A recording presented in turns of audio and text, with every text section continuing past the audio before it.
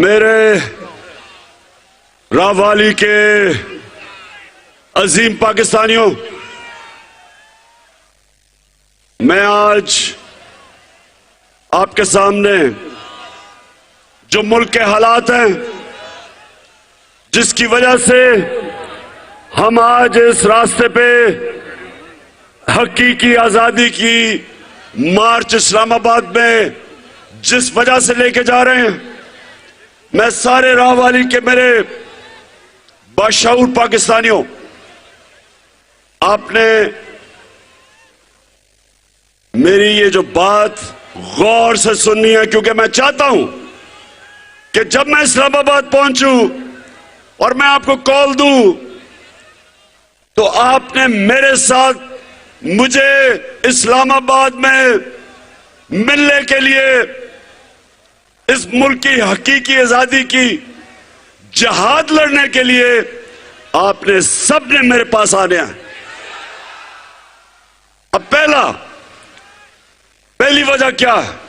पहली वजह ये, जरा गौर से अभी मेरी बात सुनना। पता नहीं रावाली मेरी कब आपसे मुलाकात होगी इसके बाद, तो गौर से मेरी बात सुने। सबसे पहले एक चीज अपने ज़हन में डाल लें कि जब तक एक माशरे के अंदर इंसाफ नहीं होता, वहां खुशहाली नहीं आती। ये ज़हनों में डाल लो कि इंसाफ का मतलब क्या है, कि सारे शहरी कानून के सामने एक बराबर होते हैं। ताकतवर और कमजोर के लिए एक कानून होता है, इसको इंसाफ कहते हैं। पहले ये समझ है इंसाफ क्या होता है। इंसाफ का मतलब हर शहरी के जो हुकूक होते हैं उनकी उस मुल्क की अदालतें हिफाजत करती हैं। और मेरे नबी सल्लल्लाहु अलैहि वसल्लम ने मदीना में जब वो हिजरत करके गए मदीना, तो मुसलमान गरीब थे, बुरे हालात थे। इसको नीचे कर दो, नीचे कर दो। बुरे हालात थे, लेकिन मेरे नबी सल्लल्लाहु अलैहि वसल्लम ने सबसे पहले अदल और इंसाफ कायम किया। खुशहाली बाद में आई, पहले इंसाफ आया। मेरे सामने सिंगापुर, हम जाते थे, गरीब इलाका था, कहां पाकिस्तान और कहां सिंगापुर। हम सबसे तेजी से तरक्की कर रहे थे 50 साल पहले, 55-60 साल पहले। सिंगापुर आजाद होता है, एक उनका लीडर आता है और सबसे पहले इंसाफ कायम करता है। सिंगापुर में सबसे पहले कमजोर और ताकतवर के लिए एक कानून बनाता है, करप्शन खत्म हो जाती है।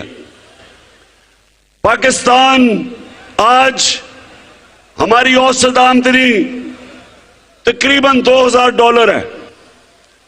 सिंगापुर और हमारी औसत आमदनी 55 साल पहले एक ही जितनी थी, क्योंकि सिंगापुर में इंसाफ कायम किया। आज हमारी तकरीबन $2000 है, सिंगापुर की $60,000 औसत आमदनी है। आगे निकल गया क्योंकि उसने रहमतुल आलमीन, मेरे नबी सल्लल्लाहु अलैहि वसल्लम सब इंसानों के लिए रहमत बन के आए थे। जो भी उनके रास्ते पे चलेगा, चाहे वो मुसलमान हो या ना हो, अल्लाह की नेमतें, बरकतें आएंगी, खुशहाली आएगी। वो आगे निकल गया। हमारा सबसे बड़ा मसला, मैं अपने नौजवान को बताना चाहता हूं, सबसे बड़ा मसला यह है कि इंसाफ नहीं है। छोटा चोर चोरी करके जेल में, और बड़ा डाकू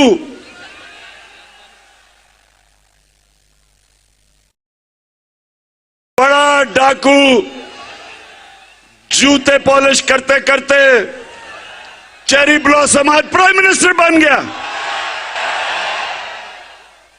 जरा ये जरा सुने।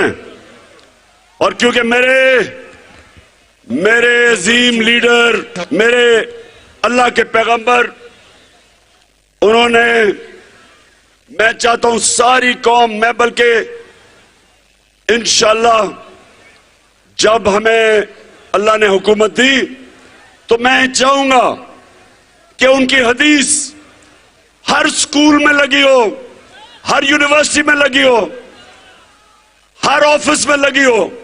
और वो ये कि मेरे नबी ने कहा कि तुम्हारे से पहले बड़ी कौमें तबाह हुई।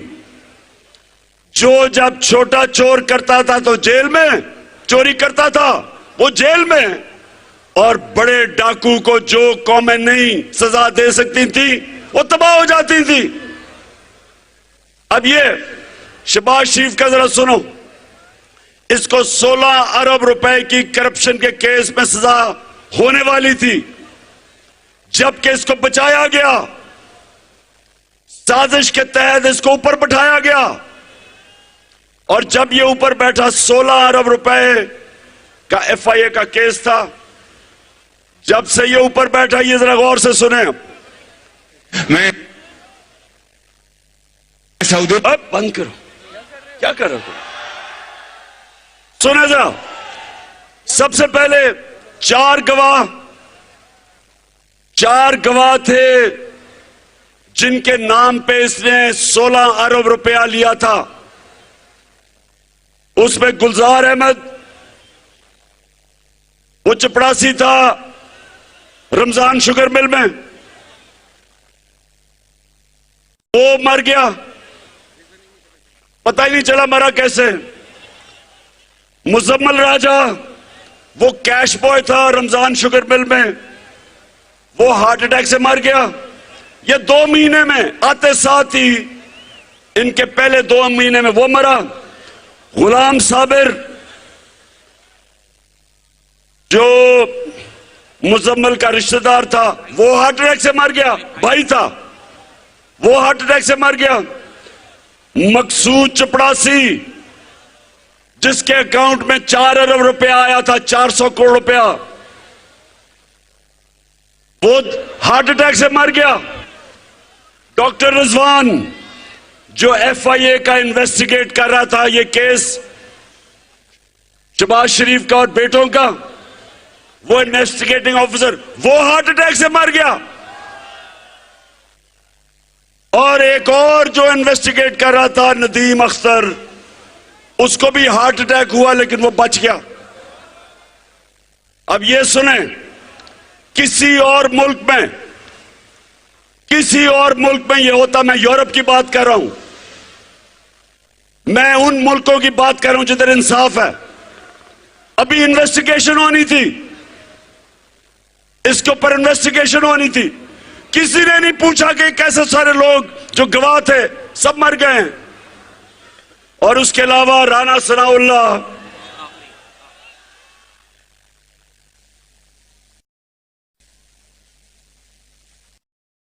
सनाउल्लाह का एक ऑफिसर करप्शन में इन्वेस्टिगेट कर रहा था, उसका नाम था इमरान रजा। पता चला जी वो खुदकुशी उसने कर दी है, कोई इन्वेस्टिगेट नहीं हुआ। मैं ये आपके सामने क्यों कह रहा हूं कि कभी भी हमारा मुल्क तरक्की नहीं कर सकता जब तक यहां इंसाफ ना हो, जब तक ताकतवर को कानून के नीचे ना लेके आए। मैंने 3.5 साल जो मैं इक़्तिदार में था, पूरी कोशिश की कि बड़े बड़े इस मुल्क के जो मुजरिम और डाकू जो 30 साल से इस मुल्क को लूट रहे थे, मैंने पूरी कोशिश की कि किसी तरह इनको सजा हो, लेकिन खुफिया हाथ थे, इनको सजा नहीं होती थी। कभी जज बेंच टूट जाता था, कभी कमर में दर्द हो जाती थी किसी की, केस लंबा चल जाता था। हम कुछ नहीं कर सके क्योंकि नैब मेरे हाथ में नहीं थी। जो नैब कंट्रोल कर रहे थे उन्होंने इन चोरों को बचाया जो आज हमारे ऊपर मुसल्लत किए हुए हैं। और जब से ये आए हैं, राह वाली ये सुन लो, जब से यहां किसान हैं, ये चावल का इलाका है, किसानों को आज पता है कि हमारे वक्त पे डीजल जो ट्यूबवेल पे इस्तेमाल होता है, ट्रैक्टर पे इस्तेमाल होता है,